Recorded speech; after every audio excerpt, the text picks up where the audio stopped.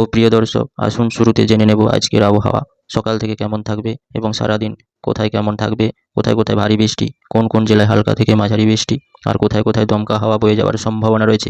উপরের চিত্রে আমরা দেখতে পাচ্ছি পশ্চিমবঙ্গের বিভিন্ন উপকূলবর্তী জেলা, যেমন কলকাতার পার্শ্ববর্তী জেলা উত্তর চব্বিশ পরগনা, দক্ষিণ চব্বিশ পরগনা, হাওড়া, হুগলি এবং পূর্ব মেদিনীপুরে আজকে সকাল থেকে জাঁকিয়ে ঠান্ডা পড়ার একটা জোরালো সতর্কতা জারি করল আবহাওয়া দপ্তর।